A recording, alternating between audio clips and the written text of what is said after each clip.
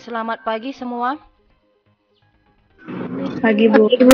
Pagi Bu. Baik, tolong dihidupkan kameranya.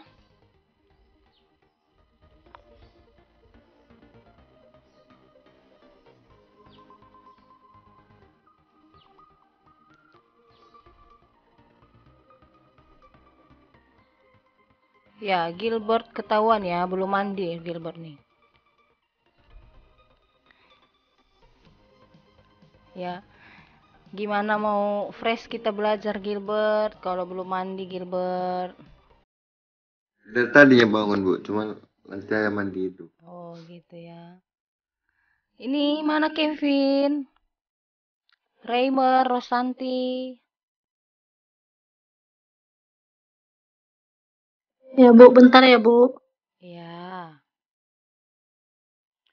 Nah, jadi di pertemuan kita yang pertama ini, saya mau perkenalkan diri lagi ya. Sebelumnya saya sudah mengajar di kelas kalian di mata kuliah paket program aplikasi bisnis. Nah, di pertemuan kita hari ini kita akan belajar bersama mengenai mata kuliah sistem basis data. Jadi nama saya Arina Prima Siralahi Eskom Mkom. Saya akan mengampu mata kuliah ini, mata kuliah sistem basis data beserta praktikumnya ya selama 1 semester. Nah, jadi saya harap kita bisa bekerja sama dengan baik. Ya, maksudnya bekerja sama bagaimana? Ketika saya mengajar, kamu bisa menyimak.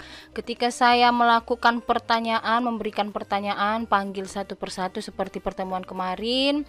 Kameranya dihidupkan lalu menjawab.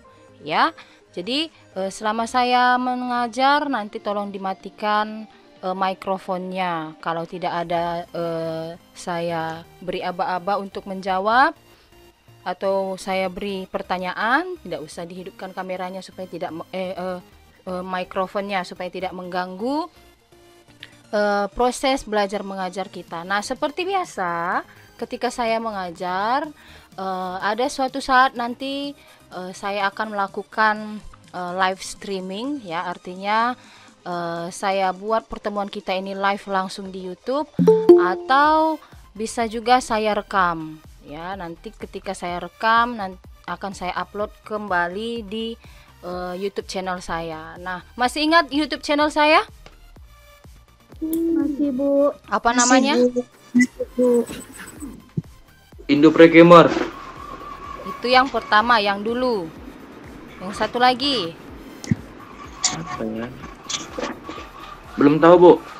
Iya, yang nama saya lah, YouTube channel saya Arina Prima, ya. Oke, nanti di subscribe ya. Nah, kemudian selama 1 semester ini kita akan mengikuti sebuah kontrak kuliah, ya, kontrak perkuliahan. Sebentar saya share screen, ya. Nah, ini sudah kelihatan di layarnya? Sudah Bu. Oh, baik. Sudah Bu. Nah, kontrak perkuliahan yang pertama, keterlambatan paling lama 15 menit. Ya, jadi apabila ada yang terlambat atau ada yang berhalangan seperti izin Bu, sebentar saya sedang ini gitu. Nah, jadi yang yang benar-benar urgent ya. Nah, atau misalnya lagi vaksin, ya kan, ini jam setengah 9 kita masuk. Kalau vaksinnya jam 8, ya mungkin ada keterlambatan, ya boleh di chat langsung pribadi ke saya. Nah, kemudian yang kedua ini poin sangat penting ya. Jika benar kamu ingin kuliah, ya, jika benar kamu ingin kuliah. Nah, ini poin penting. Kenapa saya bilang penting? Ini bukan pertama kali kita melakukan pembelajaran daring. Ya, bukan pertama kali kita melakukan pembelajaran daring. Kamu dari SMA, karena ini pandemi sudah 2 tahun, ya mungkin di SMA kamu sudah belajar daring ya. Jadi ini bukan pembelajaran yang baru. Jadi kamu harus bisa melakukan adaptasi bagaimana caranya, kiat-kiat apa yang harus kamu lakukan supaya kamu benar-benar bisa memahami materi yang diberikan. Nah, jadi saya juga nggak mau mengajar sia-sia. Ya, saya cuap-cuap kalian tidak mengerti apa yang saya bicarakan. Nah, jadi saya mau kalau memang benar-benar kalian ingin kuliah, ya kamu persiapkanlah sebelum kuliah. Kamu harus sudah mempersiapkan perangkat pembelajaran online. Nah, apa saja perangkat pembelajaran online? Yang pertama, kuota internet. Ya, kalau misalnya tidak ada wifi di rumah, ya persiapkanlah kuota internetnya. Jangan nanti ketika sudah mau belajar, nah kamu tiba-tiba tidak ada kuota internet lah. Atau misalnya, Bu, tiba-tiba handphone saya tidak bisa. Nah, seperti itu ya. Jangan seperti itu. Jadi sebelum mulai perkuliahan itu harus sudah kamu persiapkan. Ya, kalau misalnya kuotanya habis, ya kan ada di sebelah orang tua atau kakakmu, adikmu. Pinjam saja kuotanya sebentar. Ya, kalau misalnya kuotanya habis, kan sekarang sudah ada aplikasi. Ya, aplikasi apa untuk melakukan pengisian kuota, ya kan? Seperti Bima Tri kalau kamu menggunakan kartu Tri, ya kan? Nah, seperti itu.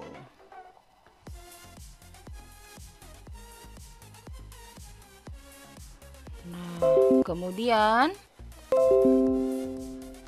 ya kamu juga harus mempersiapkan setidaknya headset ataupun headphone.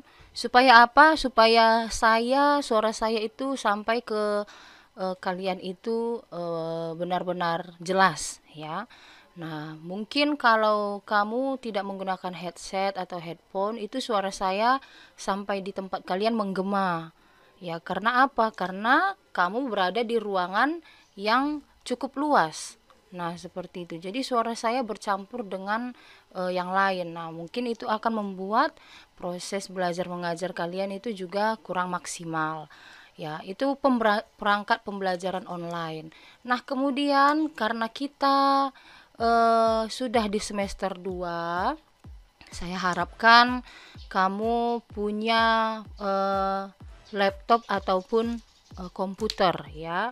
Nah, sama seperti kalau kamu memilih jurusan kedokteran. Nah, berarti kamu sudah harus siap segala macam alat-alat untuk praktikum kedokteran. Iya kan?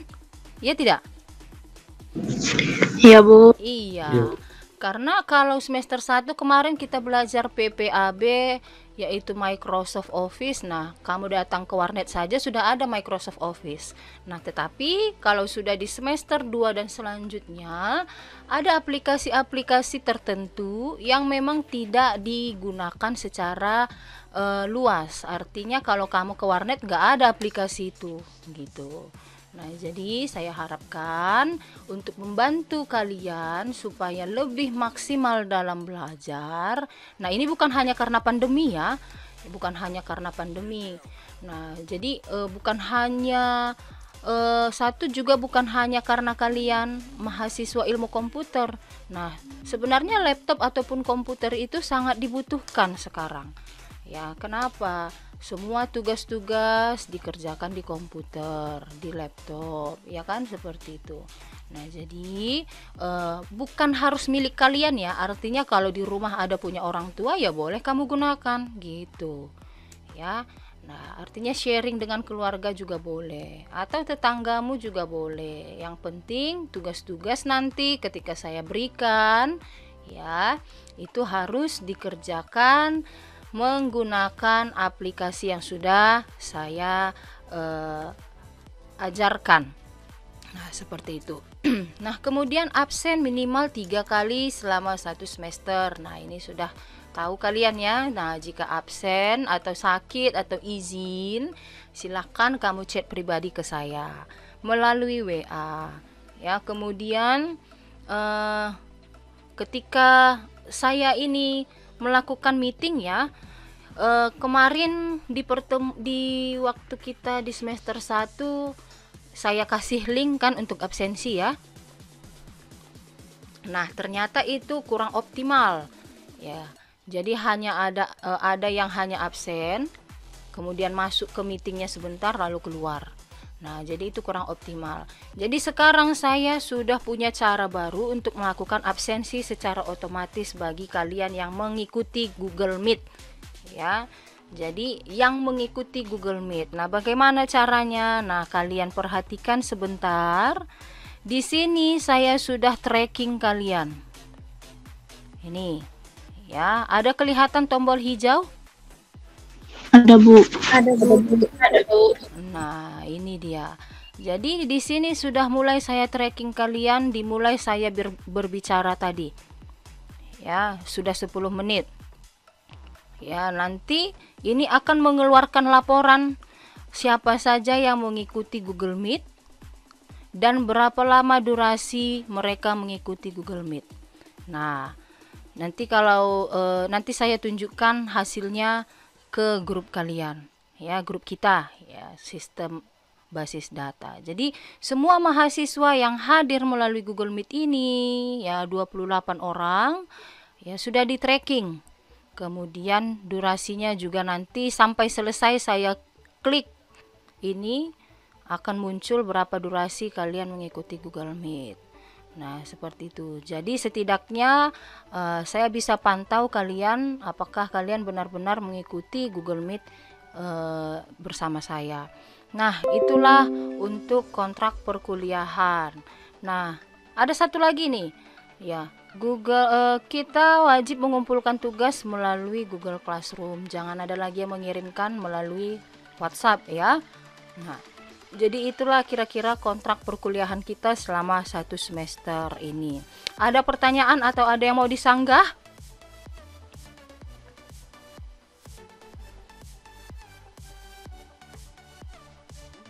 Gak ada, Bu. Gak ada ya? Oke, kita lanjut. Nah, jadi selama 1 semester ini tadi kita akan saya sudah jelaskan bahwa kita akan belajar mengenai sistem basis data. Sebelum kita masuk, kita harus pahami dulu apa itu sistem basis data. Nah, sistem basis data terdiri dari 3 kata, yaitu sistem, basis, dan data.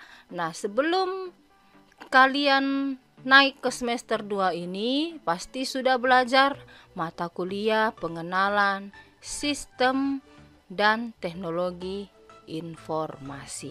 Nah, apa itu sistem?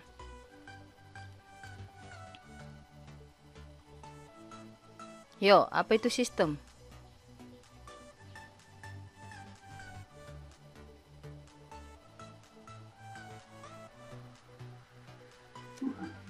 Apa itu Suatu sistem? kesatuan yang terdiri atas komponen atau elemen, Bu.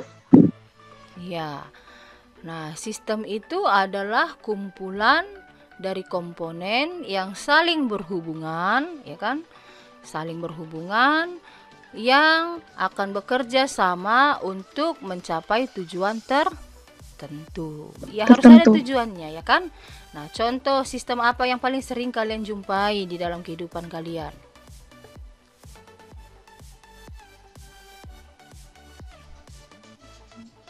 Transaksi, Bu.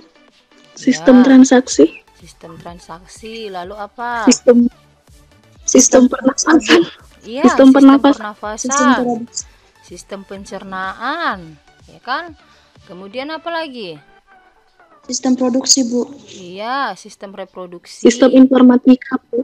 Nah, jadi semua itu adalah sebuah komponen yang saling berhubungan, ya kan? Kumpulan komponen yang saling berhubungan mencapai tujuan tertentu. Contoh sederhananya tadi adalah sistem pernafasan. Nah, sistem pernafasan itu terdiri dari beberapa komponen tubuh.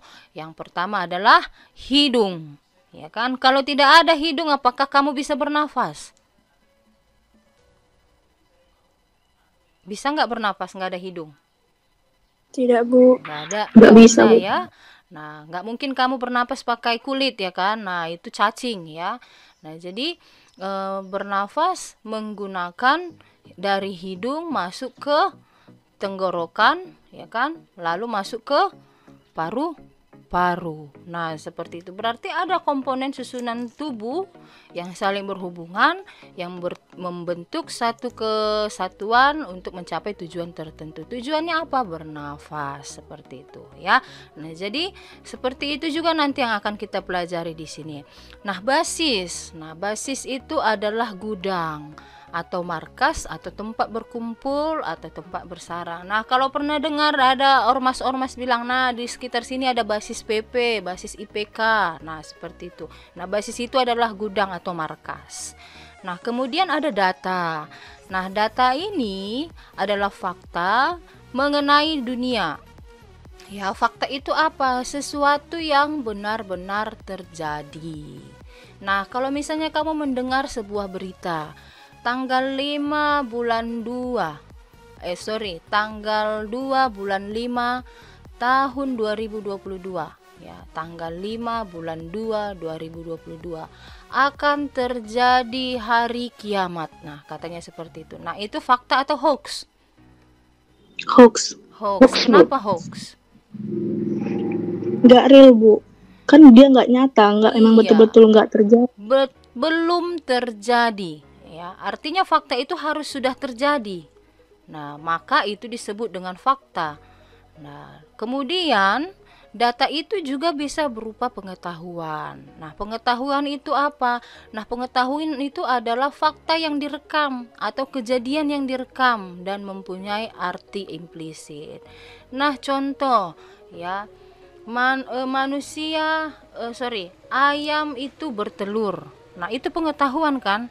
Ya, kenapa bisa itu menjadi pengetahuan? Karena sudah ada faktanya. Ya kan? Sudah ada faktanya, sudah kita lihat bahwa ayam itu menghasilkan telur. Maka fakta tersebutlah direkam, disimpan menjadi sebuah pengetahuan. Nah, kemudian basis data. Yang ketiga itu adalah basis data. Tadi kita sudah tahu sistem, apa basis, ada apa data. Nah, sekarang kita tahu bahwa basis data itu adalah kelompok data atau arsip yang saling berhubungan. Ya, yang saling berhubungan, yang diorganisasi sedemikian rupa agar dapat dimanfaatkan secara cepat dan mudah. Nah, itu pengertian basis data yang pertama. Boleh sambil dicatat atau boleh sambil dipahami. Ya, ini nanti akan saya share juga di Google Classroom. Ya, kemudian pengertian yang kedua mengenai basis data. Nah, kumpulan data yang saling berhubungan. Ya. Nah, kumpulan data yang saling berhubungan. Nah, berarti kalau dikatakan basis data harus ada datanya. Ya, harus ada datanya yang saling berhubungan, yang disimpan secara bersama sedemikian rupa tanpa pengulangan yang tidak perlu. Nah, kemudian yang ketiga pengertiannya adalah computerized recording system. Artinya adalah basis data ini adalah penyimpanan yang menggunakan sistem terkomputerisasi. Nah, seperti itu. Ya, jadi harus ada bagaimana cara melakukan penyimpanan di basis data. Ya, berarti kita harus punya sebuah sistem yang terkomputerisasi agar bisa melakukan penyimpanan. Nah, itulah pengertian basis data.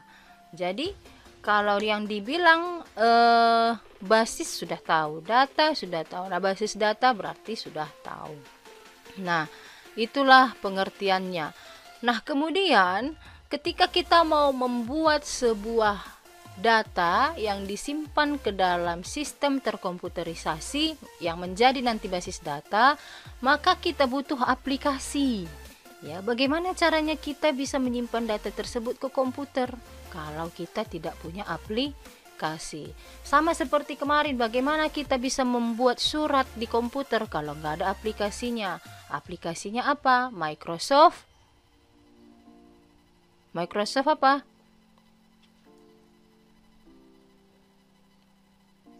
Apa kemarin yang kita buat menggunakan surat? Pakai aplikasi apa?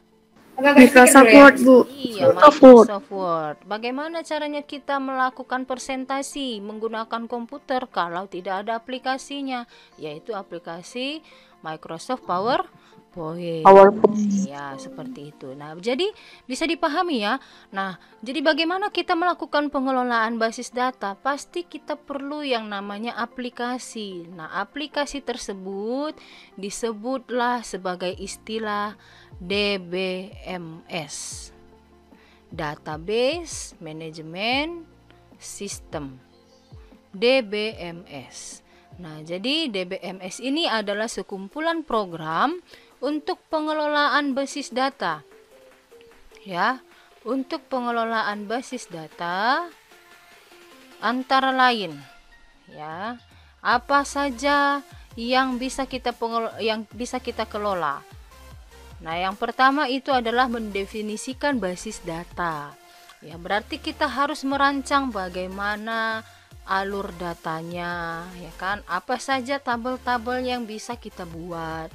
Kemudian data tersebut bersifat apa sehingga kita bisa buat tipe datanya, ya kan?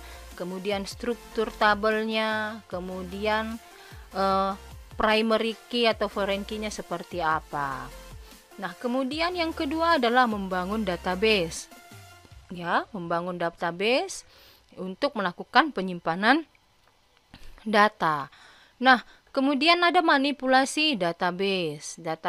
Ya, jadi kita bisa memanipulasi database tersebut menggunakan query. Ya, query itu seperti apa, Bu? Bukan seperti query, bukan, beda. Query itu adalah sintaks khusus untuk melakukan manipulasi database. Ya, contoh insert. Ya, insert itu untuk menambahkan data baru. Kemudian update, ya, update untuk mengubah. Kemudian delete untuk menghapus. Ya, dan sebagainya. Nah, kemudian kita bisa melakukan sharing sebuah database.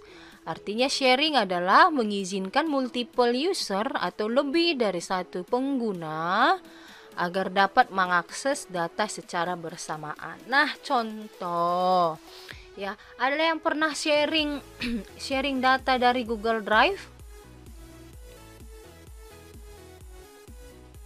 Ada yang pernah melakukan sharing data menggunakan Google Drive?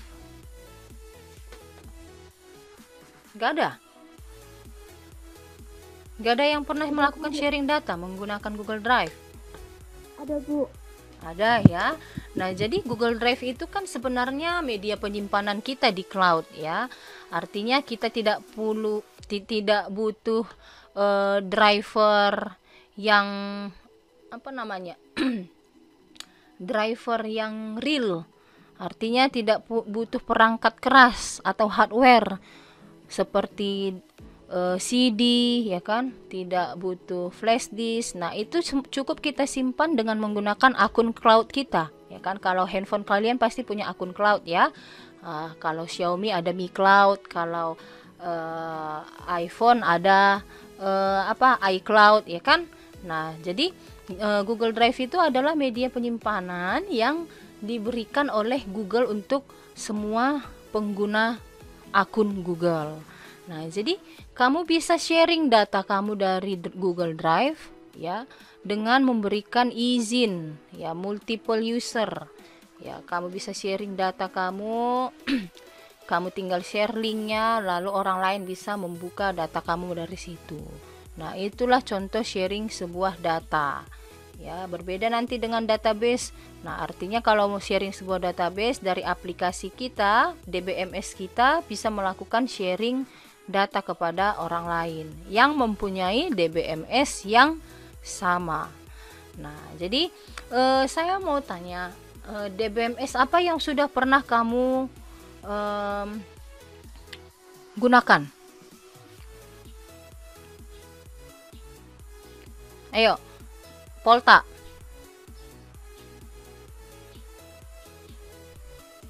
Ada Polta? Ada, Bu. Iya. Apa Polta DBMS yang sudah pernah kamu gunakan?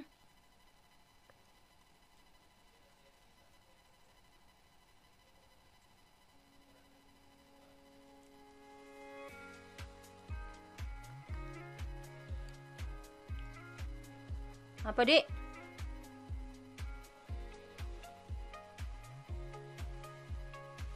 Nggak tahu. Nggak pernah kamu menggunakan DBMS? Menyimpan database?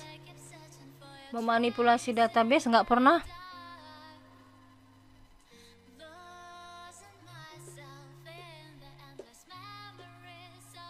Nggak pernah ya. Nah, berarti perlu dipertanyakan nilai PPA-nya ya. Oke, kita lanjut ke si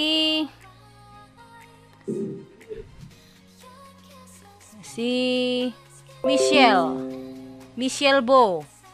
Memang namanya Michelle Bo. Nanti saya cari di DPNA tidak seperti itu, berarti tidak ada nilai ya. Enggak, Bu. Ayo Michelle Bo. Ya, Bu. Pakai software ya itu, Bu. Apa DBMS yang pernah kamu gunakan? Kayak aplikasi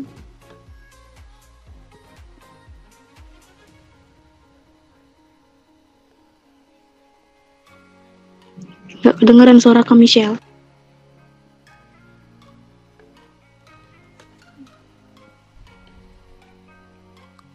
Kori. Saya, Bu. Oke, aplikasi apa Dek? DBMS apa yang pernah kamu gunakan dalam Microsoft. melakukan basis Microsoft data? Access, Bu. Iya, Microsoft Access ya. Nah, jadi yang tidak bisa menjawab berarti perlu dipertanyakan nilai PPA-nya ya.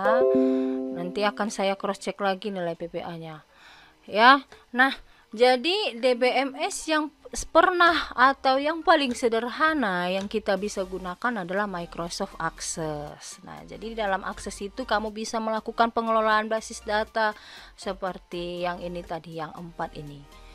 Nah, itulah dia. Selain itu nanti kita akan pelajari MySQL, kemudian ada SQL Server, ada lagi yang namanya Oracle, PostgreSQL, dan masih banyak lagi DBMS yang bisa kamu gunakan untuk mengelola basis data. Nah, jadi kita lanjut ya, ada beberapa komponen ya dalam membentuk sebuah sistem basis data. Ya, tadi kita bicara sistem itu adalah komponen yang saling berhubungan untuk mencapai tujuan tertentu. Nah, jadi apa saja komponennya? Tentu kita perlu yang namanya hardware. Ya, kemudian ada software. Ada software, kemudian ada basis datanya yang akan kita kelola. Nah, DBMS ini termasuk software ya, karena tadi kita bicara bahwa DBMS adalah program atau aplikasi. Nah, jadi itu termasuk ke dalam software. Kemudian ada user. Nah, user ini adalah pengelolanya. Ya, baik itu administratornya ataupun penggunanya. Nah, kemudian ada aplikasi lain yang nantinya akan mendukung kita dalam melakukan pengelolaan basis data. Nah, sampai di situ untuk sistem basis data. Nah, kemudian ada beberapa aplikasi ya atau aplikasi sistem basis data yang paling sering kita jumpai. Ya, paling sering kita jumpai di dalam kehidupan kita sehari-hari. Yang pertama adalah aplikasi perbankan.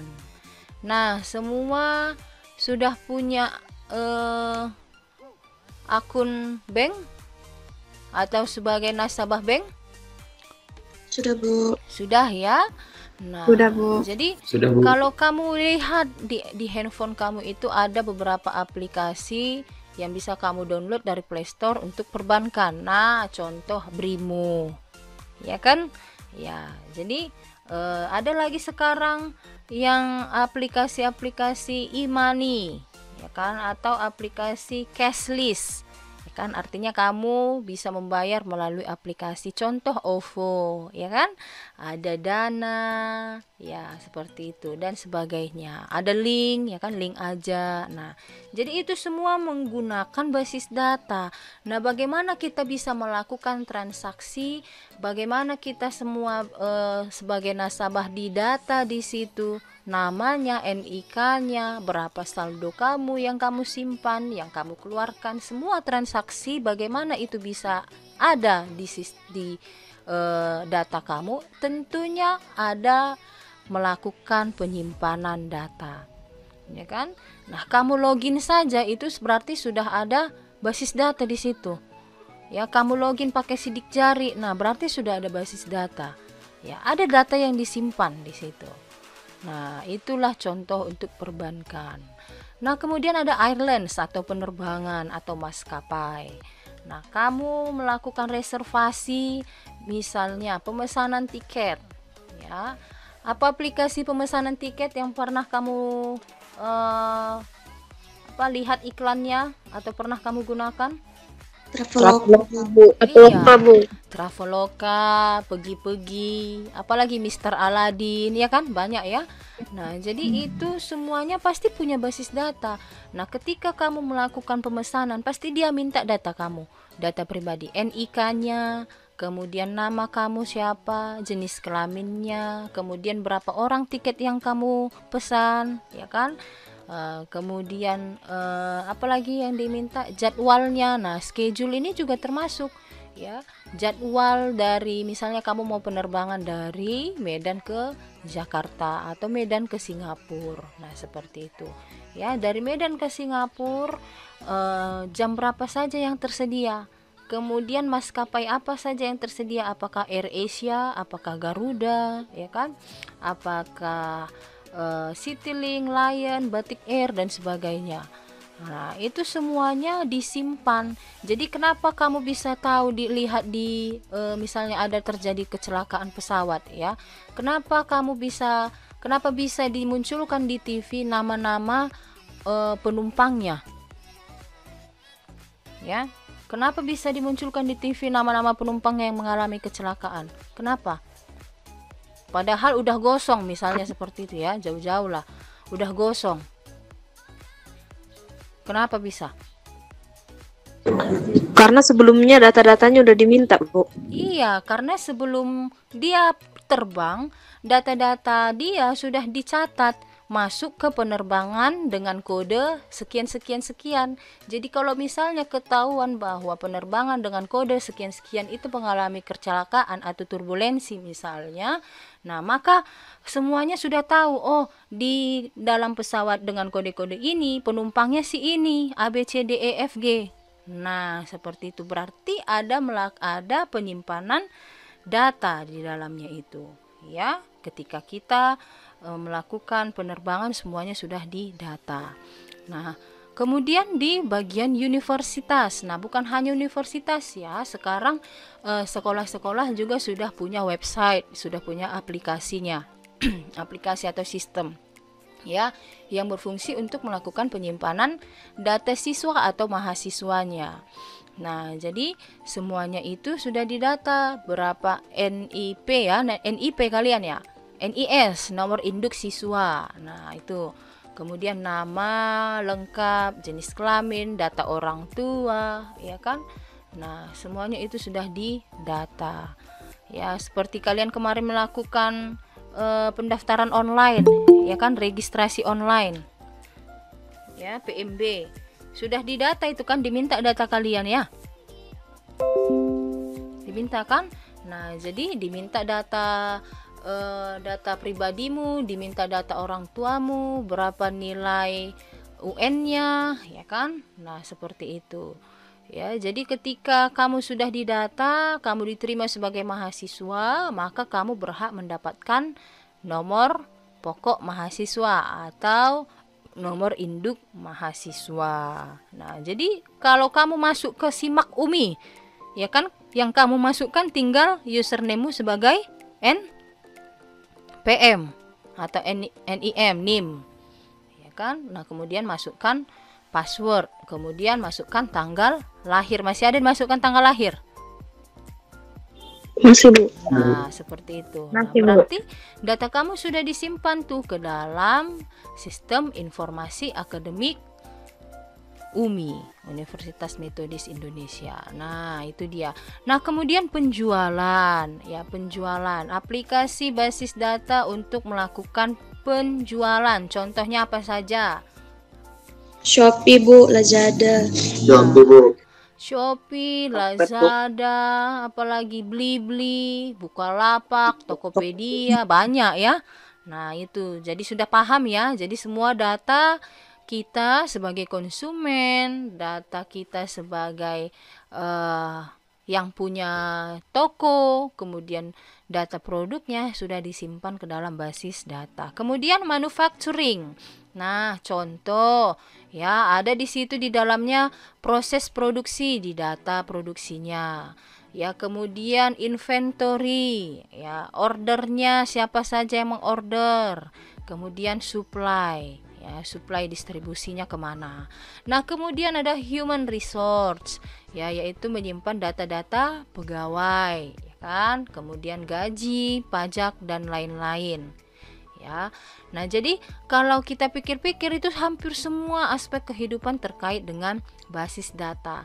Nah, nanti sambil kalian makan siang coba dulu dipikir-pikir apa saja sih lagi kira-kira ya yang di dalam kehidupan kita ini menggunakan sistem basis data. Nah, ya silakan dipikir-pikir, minggu depan saya akan tanya lagi.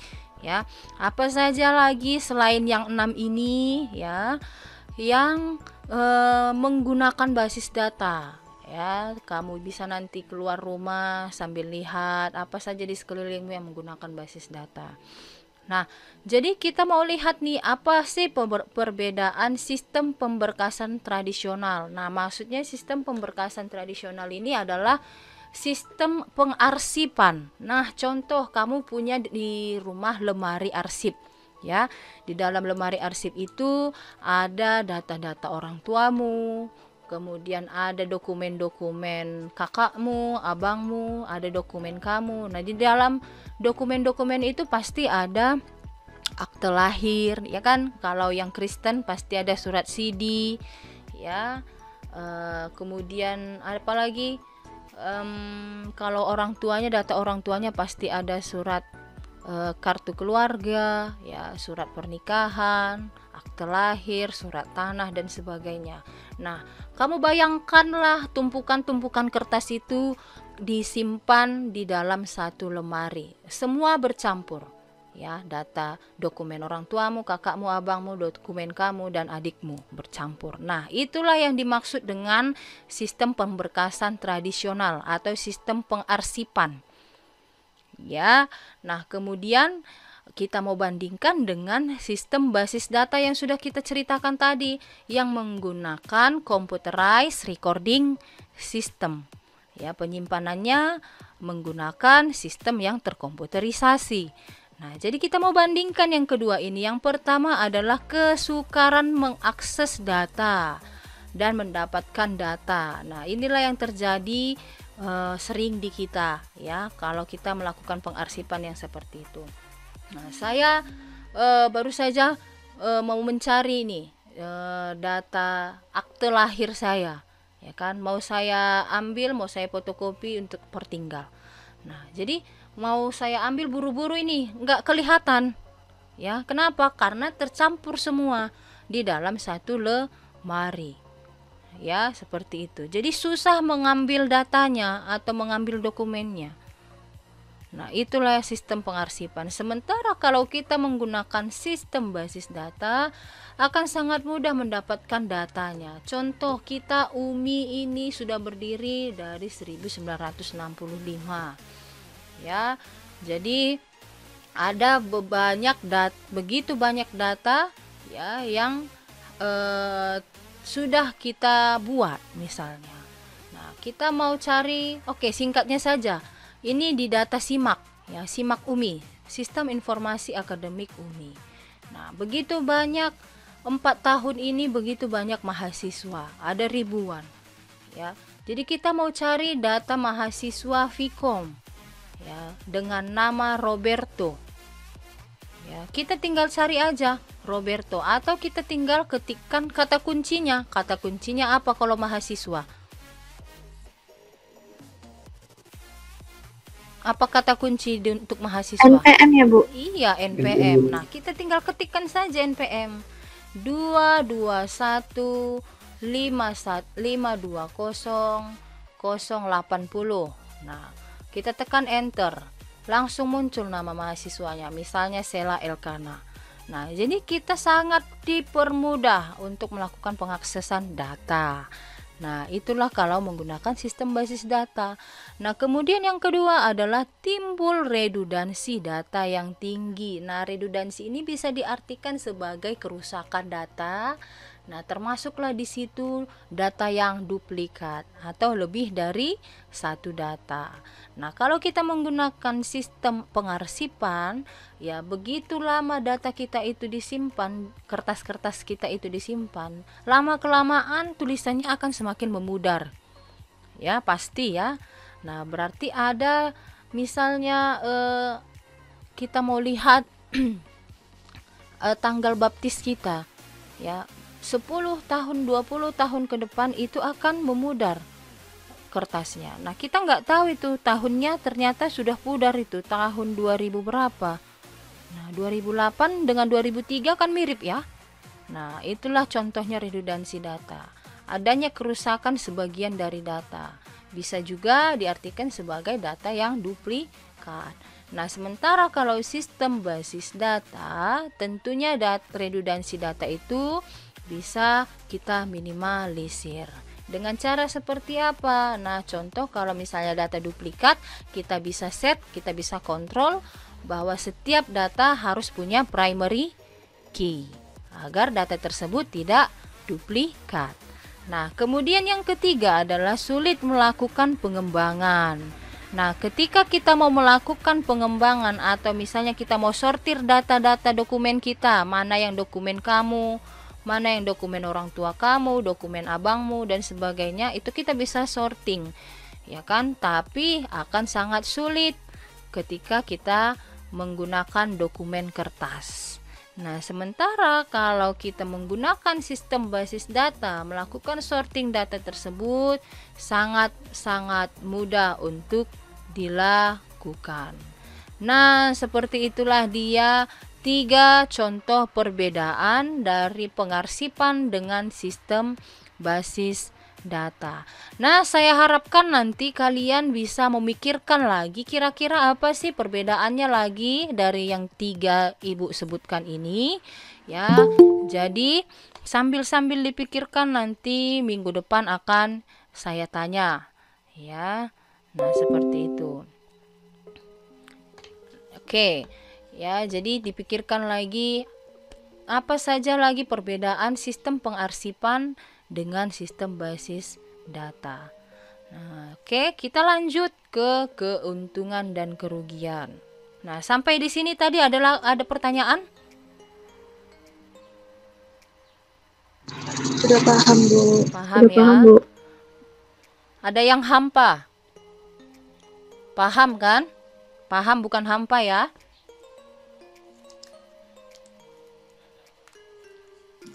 Ya, Bu, paham. Oke, Paham, kita Bu. lanjut.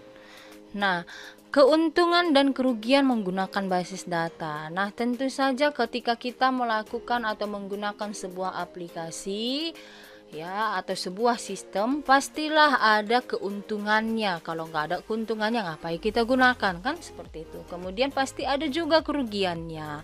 Nah, keuntungan yang pertama bisa kita perhatikan di sini adalah kontrol data terpusat. Ya, kita melakukan kontrol data secara terpusat oleh orang-orang tertentu yang ditugaskan. Nah, kemudian redundansi ataupun bisa disebut dengan duplikasi data. Tahu duplikasi? Data yang duplikat atau sama dapat dikurangi dan dikontrol dengan cara apa? Seperti yang sudah saya katakan tadi, kita set primary key-nya. Nah, kemudian ketidakkonsistenan data dapat dihindarkan. Nah, contoh ya, ketidakkonsistenan data. Misalnya ada sebuah form ya, sebuah form di dalam sebuah kertas ada isian jenis kelamin. Ya, jenis kelamin. Kalau saya tanya, jenis kelamin ada berapa? 2, Bu. Oke. 2 ya. Nah, saya mau tanya si Angelina. Ya, Bu. Kalau ada isian jenis kelamin titik titik titik titik, apa yang kamu isi? Kalau pertanyaannya Bu saya sendiri ya perempuan, Bu. Perempuan. Nah, kalau saya tanya si Nofri,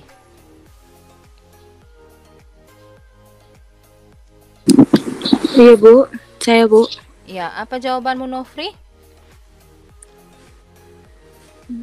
Sama Bu seperti Angelina, Perempuan. perempuan. Nah, Pol Parmonangan, Ya Bu, apa kalau jawabanmu? saya laki-laki Bu. Laki-laki. Laki-laki, Bu. Rai, Laki-laki Bu. laki-laki. Reimer, Laki-laki Bu. nggak ada yang pria. Tidak ada Bu. Stefanus, Sama aja tuh Bu. Stefanus, Laki-laki, Bu. laki-laki. Tasya, Perempuan Bu. iya, oke. Nah, jadi kalau menurut kalian ada dua, berarti ada laki-laki dan perempuan. Nah, sementara ada persepsi lain bahwa jenis kelamin itu adalah pria dan wanita. Ya kan? Ada lagi persepsi lain bahwa jenis kelamin itu female or male. Ya kan? Ada lagi jenis kelamin boy or girl. Nah, jadi kalau misalnya disuruh isi titik jenis kelamin tersebut, ya pasti bisa menimbulkan banyak persepsi ya. Ada nanti mungkin yang buat 50% pria, 50% wanita. Nah, ada mungkin yang seperti itu ya, kita nggak tahu. Nah, jadi bagaimana supaya data tersebut bisa konsisten isiannya ya? Ya pilihannya harus kita buat menggunakan sebuah form yang terkomputerisasi. Ya, berarti harus kita buat pilihannya itu jelas. Laki-laki atau perempuan. Nah, seperti itu dia. Jadi kalau misalnya kita buat seperti kertas tadi isiannya, ya mungkin datanya tidak akan konsisten. Ada yang buat laki-laki, ada yang buat pria, ada yang buat wanita. Jadi ketika kita mau melakukan sorting data, berapa jumlah laki-laki? Nah, ketahuan berapa persen. Nah, berapa jumlah perempuan? Ketahuan berapa persen. Nah, seperti itu. Jadi kita bisa menghindari ketidakkonsistenan data. Nah, kemudian data dapat dipakai secara bersama atau sharing. Nah, itu keuntungan keempat. Nah, kemudian kita bisa penerapan standarisasi dan kemudian bisa membuat pembatasan keamanan atau security. Ya, artinya namanya juga basis data, berarti di dalam sebuah basis data itu ada data-data yang tentunya sebentar ya.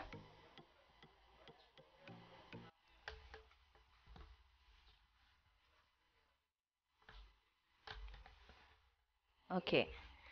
Ya, jadi di dalam basis data itu tentunya ada banyak data-data yang sangat penting.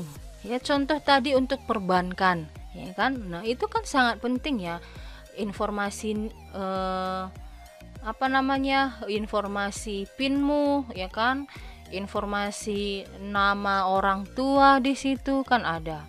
Nah, jadi data-data tersebut sangat penting sehingga kita bisa melakukan pembatasan keamanan atau security terhadap data tersebut. Supaya apa? Supaya bisa menjaga integritas atau validasi data. Nah, kemudian ada yang dinamakan dengan independensi data atau program. Ya, artinya perubahan struktur bisa dilakukan tanpa mempengaruhi hasil atau mempengaruhi datanya. Nah, itulah keuntungan dari menggunakan basis data.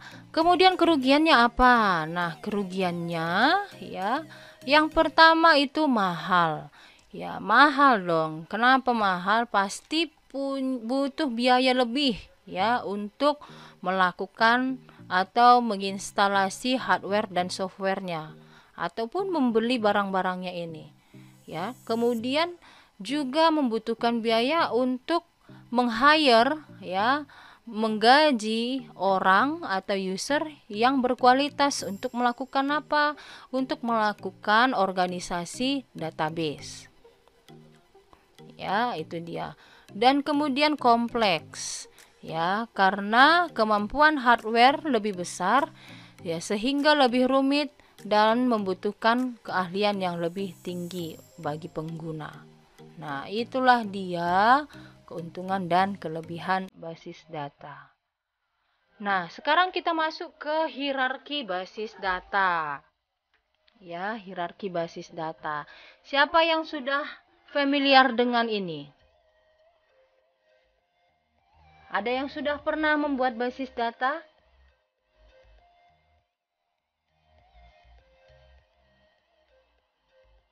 Belum ada yang pernah buat basis data?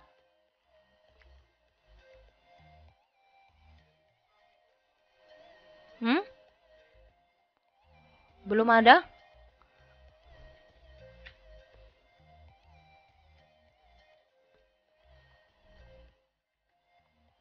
Ya, nggak ada yang pernah buat basis data di sini? Pernah, Bu, di Microsoft Access. Pernah, Bu. Ya, pernah ya, di Microsoft Access. Nah, jadi ketika kita belajar basis data, kita harus tahu apa hierarki basis data, apa yang menyusun sehingga bisa menjadi sebuah basis data. Ya kan, apa yang bisa menyusun atau komponen-komponen yang tersusun sehingga bisa membuat atau menghasilkan sebuah basis data. Nah, komponen terkecil yaitu bit. Ya, bit adalah satuan unit data terkecil yang bisa disimpan di dalam komputer. Dalam satu database diwakili dengan angka 0 ataupun 1. Nah, 1 bit berapa byte? 8, Bu. 1 bit berapa byte? Ayo dibedakan. 1 bit berapa byte?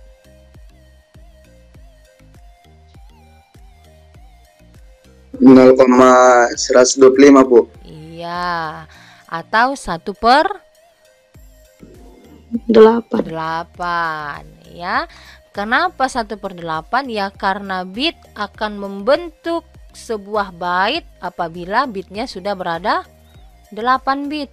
8 bit sama dengan 1 byte. Ya, berarti kumpulan 8 bit ini akan membentuk byte. Nah, jadi bit ini akan membentuk byte. Byte ini apa? Byte ini merupakan sebuah huruf, angka atau simbol dan merupakan gabungan dari beberapa bit. Nah, itulah yang dimaksud dengan byte.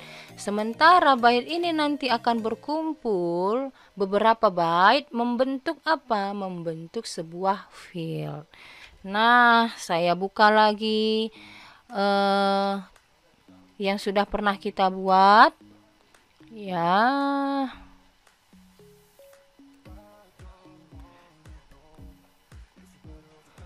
Kelas apa kemarin? 1 SIC, Bu. 1 SIC, ya.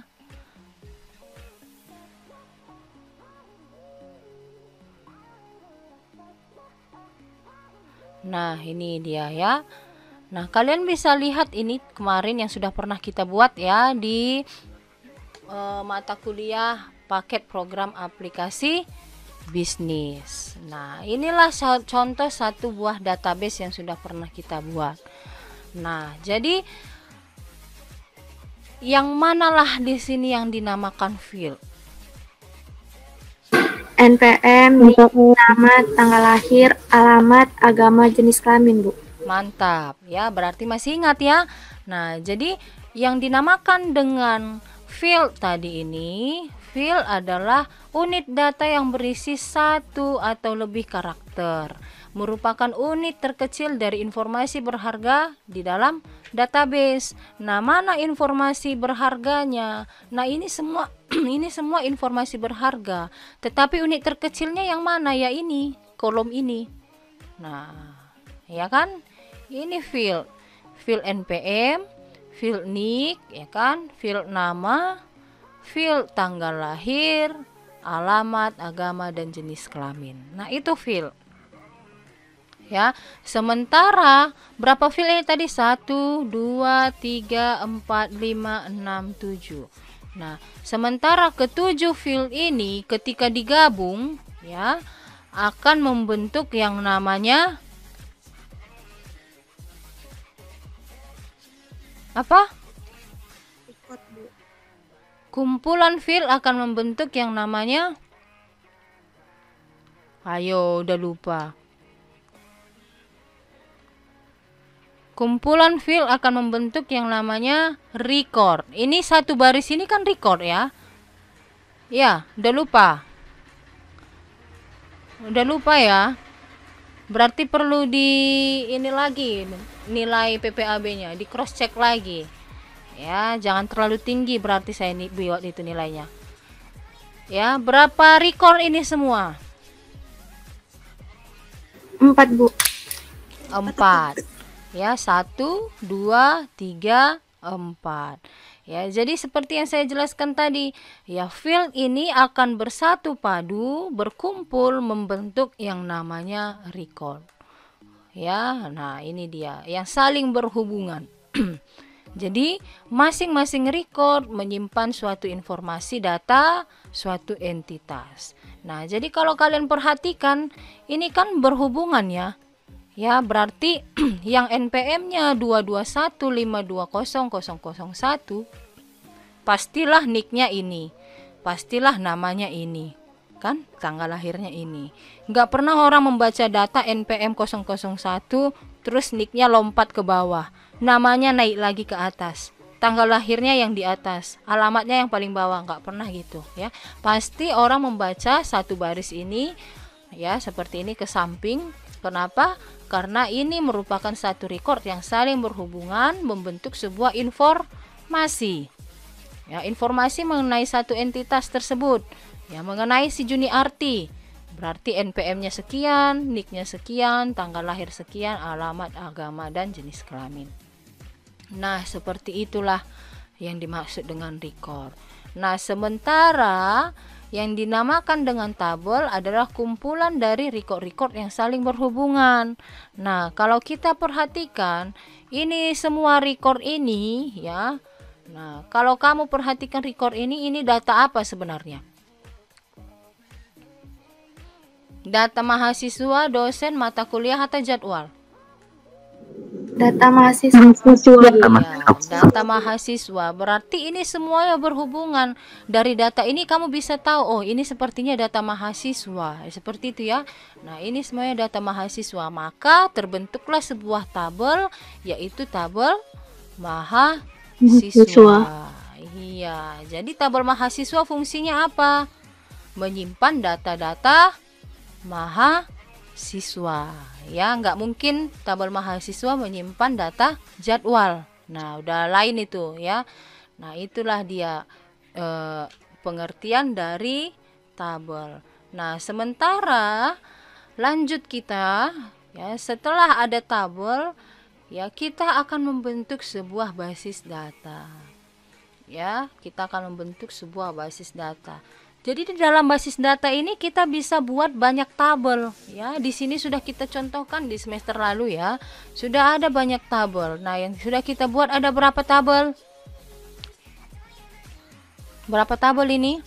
4, Iya, 4 tabel. Siapa tahu saya mau nanya seperti itu kenapa? Siapa tahu kalian lupa yang mana tabel, yang mana database, yang mana field, yang mana record. Ya. Nah, coba saya mau tanya dulu, apa nama database-nya di sini?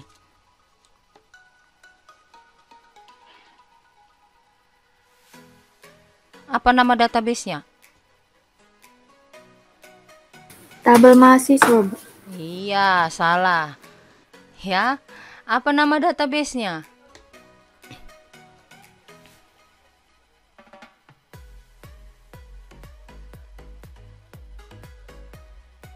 Apa nama database-nya?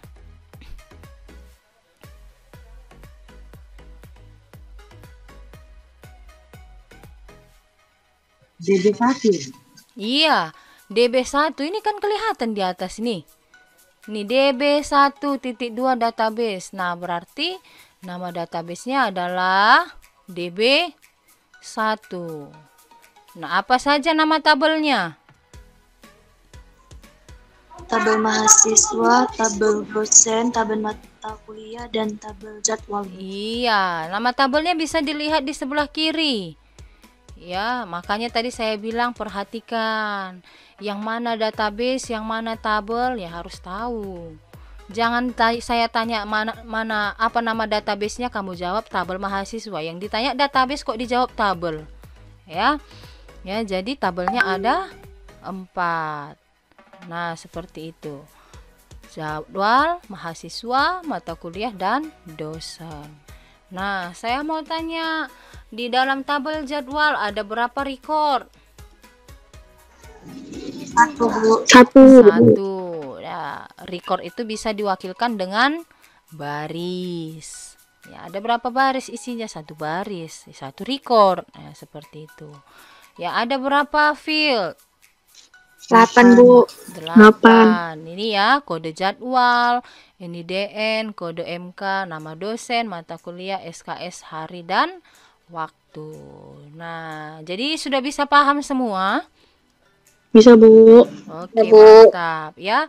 Berarti kalau sudah paham, bisa kita lanjut di minggu depan ya menggunakan MySQL. Ya, karena ini sudah kalian pelajari kemarin di sistem di paket program. Iya, sudah kalian pelajari. Jadi, untuk praktikumnya nanti di jam praktikum ini ya, tabel dosen silahkan dibuat. Pasti sudah ada ya kemarin ya. Nah, jadi silahkan dilengkapi sebanyak 10 record. Sudah, kemudian mata kuliahnya dilengkapi 10 record, kemudian tabel mahasiswa 10 record, jadwal juga 10 record. Nah, karena kalian program studi SI, jadi saya tidak perlu lagi mengajarkan bagaimana caranya membuat tabel menggunakan akses. Ya, jadi karena saya mengajar di SI dan di TI tidak ada mata kuliah PPAB, ya saya ajarkanlah mereka bagaimana caranya membuat akses. Nah, kalau di SI tidak perlu lagi. Jadi kita akan lanjut mata kuliah ini di minggu depan menggunakan yang namanya DBMS MySQL. Nah, coba sekarang ini tugas pertama ya, latihan pertama. Ya, latihan pertama ini tadi dibuat 4 tabel ini pasti sudah ada, kalian tinggal mengisi recordnya. Ya, nama databasenya db1 underscore nama kalian. Ya, db1 underscore nama kalian. Nah, kemudian yang kedua, ya silahkan dibuka browsernya. Ya, saya buat di sini search SAM download. Ya, ini ya. Nah, jadi silakan di-download SAM-nya. Ya, jadi di dalam SAM ini sudah banyak konfigurasi-konfigurasi yang bisa kita gunakan nanti. Salah satunya yaitu melakukan memanipulasi database. Ya, memanipulasi database yaitu DBMS-nya MySQL. Nah, MySQL ataupun MariaDB. Nah, jadi menggunakan SAM ini sangat-sangat bermanfaat karena nanti ketika kamu melakukan developing system, ya, mau itu sistem berbasis web, berbasis mobile, nah kamu kalau misalnya menggunakan MySQL pasti sangat butuh SAM. Ya, itu dia. Jadi makanya tadi saya bilang ya, saya harapkan kamu di rumahmu sudah ada lah yang namanya perangkat pembelajaran laptop ataupun komputer. Supaya apa? Kamu bisa install nih SAM-nya. Ya, nanti untuk mata kuliah selanjutnya pasti akan kamu sangat butuhkan ini. Ya, nah seperti itu. ya. Jadi nanti cara download dan instalasinya sudah saya buat semalam di ini sudah saya rekam, mungkin hari ini nanti akan saya upload di YouTube.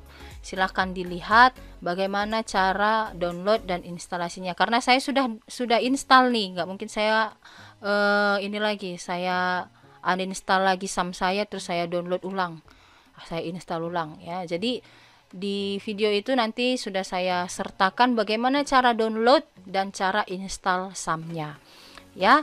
Nah, itulah dulu pertemuan kita hari ini. Saya harapkan minggu depan ya seperti biasa teori dan praktek jamnya saya gabung ya di jam teori. Nah, ini kan kita 3 SKS ya, sistem basis data ya. Iya, Bu. Nah, Iya, jadi Bu. kalau sistem basis data 3 SKS berarti 2,5 jam. Ya kan, berarti dari jam setengah 9 sampai jam 11. Kemudian jam 11 lanjut lagi praktek sampai jam 12.40. Nah, kalau seperti itu saya buat mungkin akan terlalu banyak memakan kuota. Kasihan yang teman-teman yang tidak pakai wifi ya. Jadi saya gabung jam teori dengan praktikum di jam teori setengah 9 ya kan. Nanti di jam prakteknya kalian tinggal mengerjakan latihan yang sudah saya berikan. Nah, seperti itu biasa ya. Jadi nanti jangan ada lagi bertanya, Bu, mana link Google Meet-nya untuk praktik? Tidak perlu kita Google Meet untuk praktikum. Cukup hanya mengerjakan latihan mandiri. Nah, kalau misalnya tidak bisa caranya tidak bisa mengerjakan latihannya, bisa konsultasi langsung melalui WA. Ya, kalau misalnya nanti ada yang error sebagaimana macamnya bisa dikonsultasi melalui WA atau kita buat lagi Google Meet-nya. Bagi yang mau ikut Google Meet.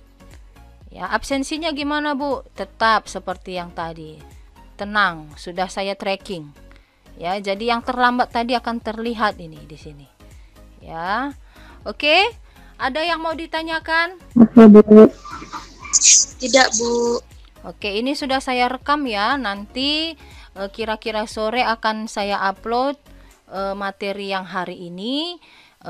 Sebentar lagi akan saya upload juga cara instalasi dan download SAM-nya. Ya, jadi silahkan ditunggu. Sambil menunggu, kalian boleh mengerjakan latihan yang sudah saya berikan tadi, yang akses. Ya, yang akses ini.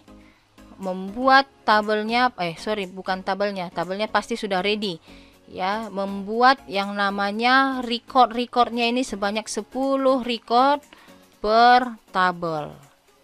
Oke, sudah. Oke, Bu. Oke, baik. Nah, Batas pengumpulannya sampai kapan, Bu? gimana? Pengumpulannya sampai kapan ini? Nah, pengumpulannya itu hari ini jam 3 sore ya. Ada yang coba semuanya dihidupkan kameranya. Coba dihidupkan kameranya, ayo.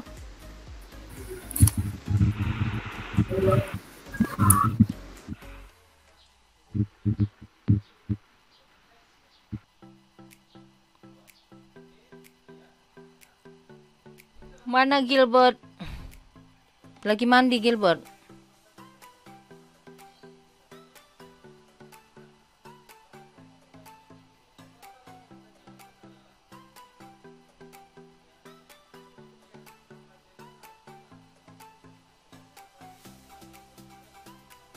Mana si Gilbert tadi?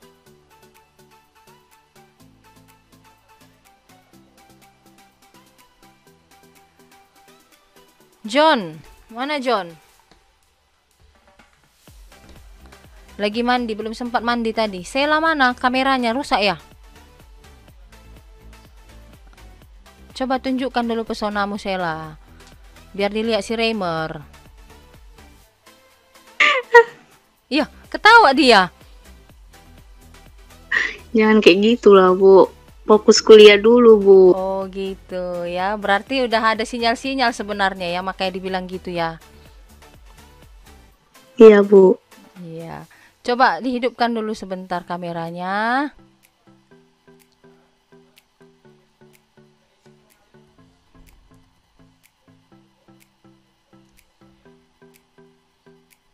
Mana wajahmu, Sela? Kamu nggak rindu lihat saya, Sela? Rindu Bu, rindu kali. Nah, makanya bukalah kameranya, tunjukkan wajahmu. Kayak si Leoni nih, ha. Rai, mana Rai? Jangan ubun-ubunnya yang disorot. Aduh. Kayak sini lah bagus dia.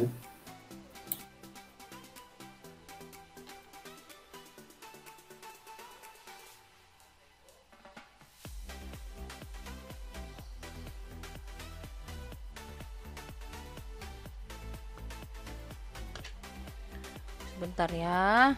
Nah, sambil menunggu temannya yang belum buka kamera, saya mau tanya, coba angkat tangan yang sudah punya laptop ataupun komputer di rumah.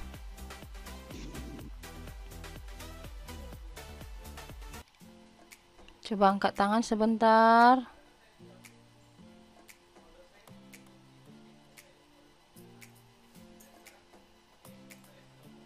Ini kelas apa tadi? SIC ya? 21 Ya, Bu. SIC SBD. SIC SB pertemuan 1. Mana 1 2 3 4 5 6 7 8 9 10 11 12 13 14 15 16. John Franz punya ya. 1 2 3 4 5 6 7. Kori punya 7 8 9 10 11 12 13 14 15. Michelle punya 15 16 17 18 19 20 21 22 23 24 25 26 27 28. Kevin punya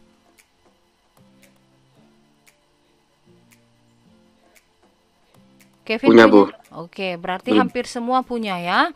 Nah, jadi saya harapkan di minggu depan tolonglah kita join menggunakan laptop ya, supaya ketika saya ajarkan teorinya sambil saya praktikkan, sambil kalian kerjakan. Jadi kalau misalnya ada yang kurang paham atau ada yang error atau yang bagaimanapun, kalian bisa share screen.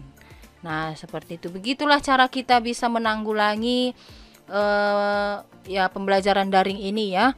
Ya gimana lagi, kalau nggak seperti itu ya hanya cuap-cuap kita untuk apa? Sia-sia suara saya ini udah hampir serak-serak dari tadi, ya kan?